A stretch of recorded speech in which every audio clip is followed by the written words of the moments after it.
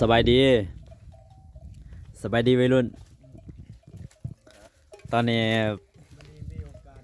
มาอยู่แคมป์น้องเนาะมาเบิ่งงัวกินน้ำพี่น้องเลยมาจอบเบิ่งงัวนี่มีคนสนใจอยากซื้ออยู่บ่ได้อยากขายงัวนี่เนาะตอนนี้บ่มีเงินใส่เลยเนาะพี่น้องเนาะอยากขายงัวขายควายออกอยากขายยกขอกนะทางเขานี่อยากขายยกขอกใน10 ปลายโตนอยากขายราคาถึกๆพี่น้องเลยมีแต่โตอ้วนๆพี่น้องนะอันนี้ก็พาไอ้น้องมาเบิ่งน้ำกันนี่มาเบิ่งงัวแล้วก็มาจิ้มหมกหมูหวานจากสวรรณเขตในหนึ่ง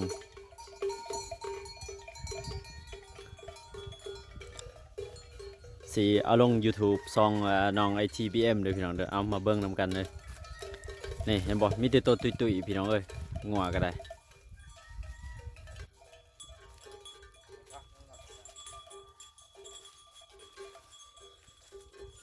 คันมีคนอยากเอาก็สิมาส่งทั้งทีพี่น้องเนาะ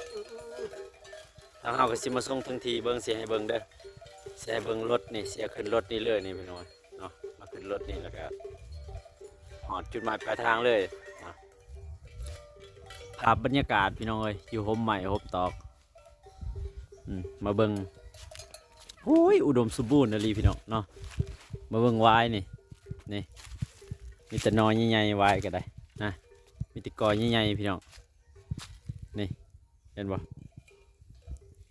อ้าวยังมีหลายอยู่พี่น้องเอ้ยอันนั้นก็เสียงไก่ป่าคันอยู่โอ้ยจะเป็นธรรมศาสตร์อะลีพี่น้องเอาหลักๆก็คือทางเฮาเนี่ยก็จะขายงัวยกขอกพี่น้องมีคนเสียเอาอยู่ประเทศเนาะ